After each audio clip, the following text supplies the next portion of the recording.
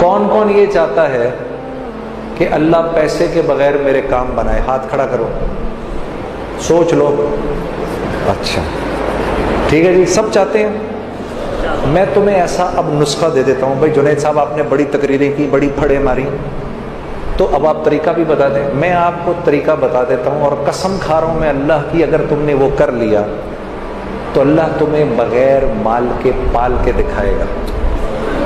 ٹھیک ہے، اب غور سے سننا میری بات۔ مولوی صاحب وہ قرآن کی کون سی آیت ہے جس میں اللہ نے مال خرچ کرنے کے 6 طریقے بتائے ہیں کہ اس پہ خرچ کرو، اس پہ خرچ کرو، اس پہ خرچ کرو، مساکین پہ خرچ کرو، رشتہ داروں پہ خرچ کرو؟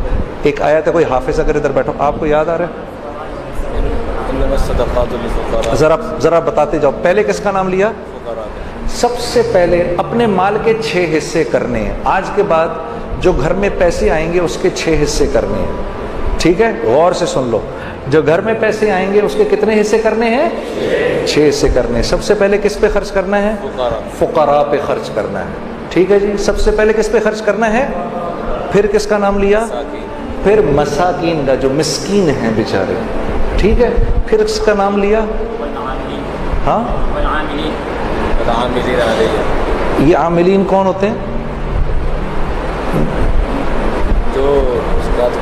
جو اچھا، یہ وہ والی آیت ہے جس میں گردن چھڑانے والوں کا بھی ذکر ہے۔ ٹھیک ہے نا، پھر جو کسی نیک مقصد میں اپنے مال کو، آپ کے مال کو خرچ کر رہے ہوتے ہیں نا، ان پر علماء سے پوچھ لینا عاملین کس کو کہتے ہیں۔ یہ تیسرے لوگ ہیں جن پر خرچ کرنا ہے۔ چوتھا کون ہے جی؟ جن کو دین کے قریب کرنے کے لیے، ہاں، جن کو دین کے قریب کرنے کے لیے، یعنی جب اللہ کے راستے میں، یعنی جو قریب آ رہا ہو اس پر خرچ کرنا، جو دین کے قریب آ رہا ہو اس پر خرچ کرنا۔ یہ نہیں کہ دعوت دینے گئے تو اسی کے گھر میں کھانا شروع کر دیا۔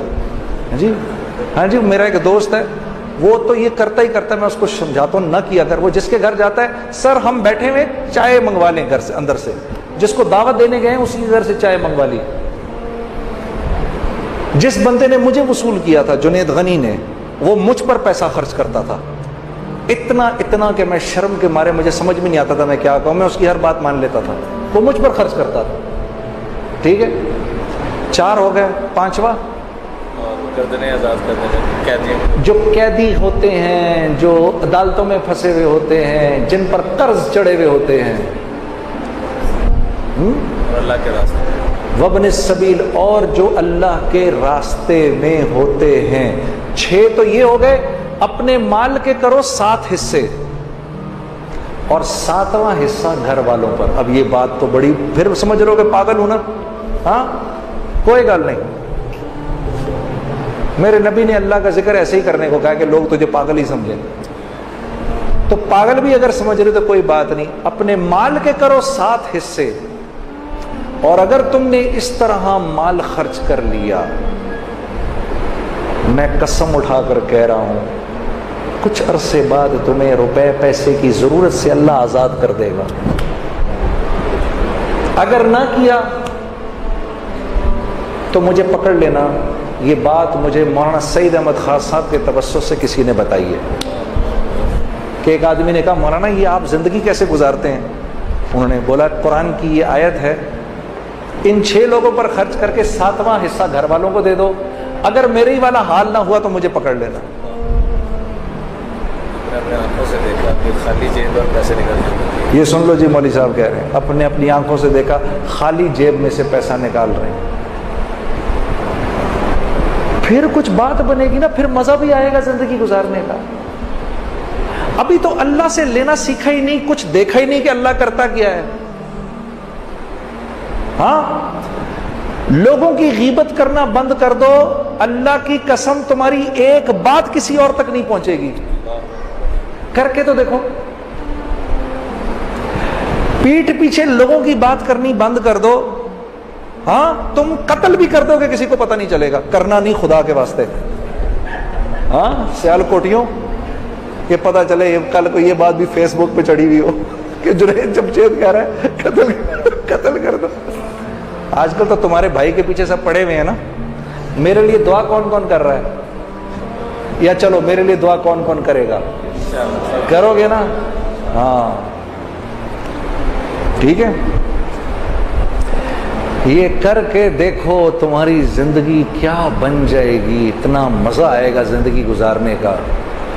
تم اپنے اوپر پیسہ خرچ کرنا چاہو گے بھی تب بھی نہیں خرچ ہوگا.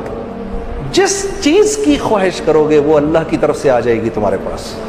تمہیں سمجھ بھی نہیں آئے گی میں اس پیسے کا کیا کروں یار، پھر جا کر خرچ کر دو گے کسی کے اوپر، یہ لے لے یا اللہ. ادھر تم نے خرچ کیا ادھر اور آ گیا، ادھر تم نے خرچ کیا ادھر اور آ گیا. یہ ہے جینے کا مزہ. اب مزہ آئے گا جینے کا. ہاں اور کیا ہوگا؟ پہلے تو تم نے یہ باتیں سنی مولوی صاحب سے، اب عین الیقین ہو جائے گا. اب تمہارا دل کرے گا یار. میں سوچتا تھا یہ صحابہ دھڑا دھڑ اس طرح کیوں خرچ کرتے ہیں. سیدنا عمر نے رضی اللہ تعالیٰ عنہ نے اپنی امارت کے دوران، یہ بھی حیات الصحابہ میں ہے، یہ آپ نے 1000 درہم کی ایک تھیلی لے کر غلام کو دی کہ جاؤ ابو عبیدہ کے پاس، امین الامت. ہمیں تو سارے ہی صحابہ پیارے ہیں، پتہ نہیں کیوں میں جب ان کا نام لیتا ہوں میرے دل میں ان کے لیے بڑی محبت ہے، ابو عبیدہ بن جراح کے لیے.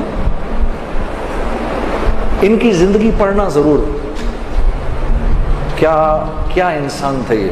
اپنے ان کے انتقال وقت کی زندگی پڑھنا تمہیں پتہ چلے گا ابو عبیدہ بن جراح رضی اللہ تعالیٰ عنہ کیا صحابی تھے. جا کے دو ان کو، اور تم کونے میں بیٹھ جانا، ذرا دیکھنا ابو عبیدہ کیا کرتے ہیں اس کے ساتھ. تو جی 1000 درہم کی تھیلی بھیج دی. تو پوچھا یہ کیا ہے جی؟ یہ جی 1000 اشرفیاں بھیجی ہیں. کس نے؟ امیر المومنین نے. کیوں؟ کہا جی آپ کی ضرورت. میں نے کب کہا مجھے ضرورت ہے؟ یہ امیر المومنین مجھے کیوں مشکل میں ڈالتے ہیں؟ یوں کر کے پوری تھیلی یوں کر کے کھولی، اس کی وہ بنائی. اپنی جوتی گانٹ رہے تھے اس وقت، اپنی جوتی گانٹ رہے تھے. وہ ساری اس کی پوٹلیاں بنا کے باندی کو بلایا، یہ اس کو دو، یہ اس کو دو، یہ باندھ کے سب اڑا کر اپنی جوتی گانٹھنی شروع کر دی. غلام نے واپس جا کر کہا امیر المومنین آپ کے 1000 درہم کا، 1000 اشرفیوں کا یہ حشر ہوا ہے. ہاں زبان سے نکلا اللہ اکبر، اللہ تیرا شکر ہے، کیسے لوگوں پہ تو نے مجھے امیر بنایا ہے. پھر 1000 درہم کی تھیلی اٹھائی اور کہا لے جاؤ اب یہ معاذ بن جبل کے پاس جاؤ اور دیکھنا وہاں کیا ہوتا ہے.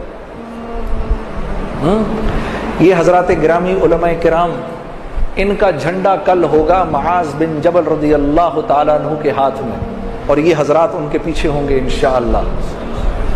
ہاں تو جناب ان کو دی، انہوں نے بھی ایسے کھول دی پوری تھیلی. کیوں بھیجا بھائی، کیوں بھیجا؟ ہم نے کب کہا امیر المومنین کیوں مشکل میں ڈالتے ہیں. سب بانٹ دی. تو ان کی بیٹی اور ان کی بیوی آ گئی کہ بھئی ہمیں بھی ضرورت ہے.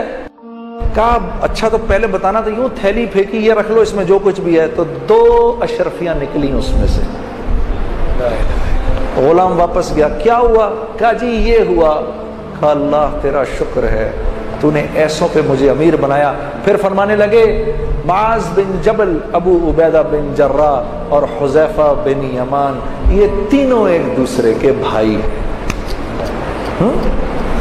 کہ ان کو واقعی دل نہیں کرتا تھا. یہ جانتے تھے یہ مال اور طاقت اور حکومت کے بغیر پلنا جانتے تھے، اس لیے ان چیزوں سے ان کو کراہیت ہوتی تھی جو ہمیں پسند ہیں. ہاں ہمیں وہن ہو گیا ہے. ہمیں کیا ہو گیا ہے؟ وہن. تو صحابہ نے پوچھا یا رسول اللہ وہن کیا ہوتا ہے؟ کہا دنیا کی محبت اور آخرت کی کراہیت، موت کی کراہیت ہے ہمیں. ہم مرنا نہیں چاہتے. اللہ سے ملنے کا، اللہ سے ملاقات کا شوق نہیں ہمارے دل میں میرے دوستوں. ہمیں یہ